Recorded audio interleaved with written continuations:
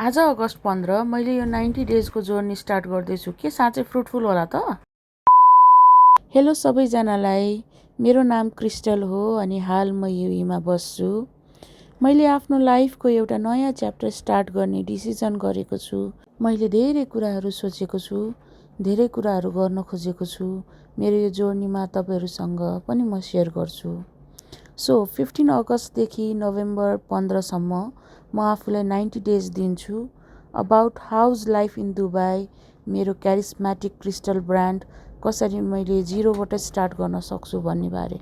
आज म हाम्रो चर्चको दाजुको नयाँ बिजनेस ओपनिङमा जाँदैछु। त्यसको लागि यहाँ फ्लावरहरू चुज गर्दैछु। अनि मैले चाहिँ यो कलर चुज गरेँ जुन चाहिँ एकदम राम्रो थियो। अनि यो चाहिँ मेरो हस्बेन्डको लागि मैले किनिदिएँ, उहाँको अफिसको डेस्क अगाडि राख्नको लागि।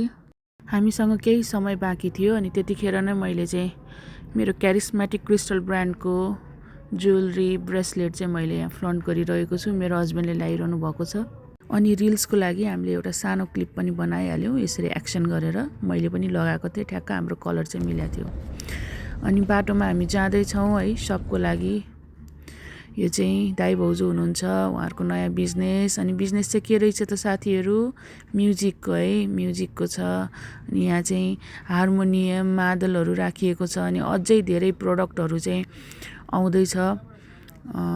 अनि हार्मोनियमको बारेमा चाहिँ म एकदम नयाँ छु साथीहरू है। मलाई हार्मोनियमको खासै केही नलेज छैन। अनि दाजुले चाहिँ यहाँ म लगायत अनि मेरो जतिजना पनि हामीसँग हुनुहुन्थ्यो उहाँहरूलाई चाहिँ हार्मोनियमको बारेमा कसरी के कस्तो हुन्छ नोटहरू यसको भनेर चाहिँ यहाँ हामीलाई थोरै नलेज चाहिँ उहाँले दिइरहनु भएको छ। उहाँ चाहिँ एकदम म्युजिकमा चाहिँ एकदम इन्ट्रेस्ट राख्ने अनि म्युजिकलाई चाहिँ उहाँले नजिकबाट जानेर अनि हरेक इन्स्ट्रुमेन्टको बारेमा स्पेसली हार्मोनियमको बारेमा चाहिँ उहाँलाई सबै थाहा, ज्ञान सबै थाहा रहेछ। अनि अब चाहिँ सुरु हुन्छ उहाँको हार्मोनियमसँगको एउटा गीत।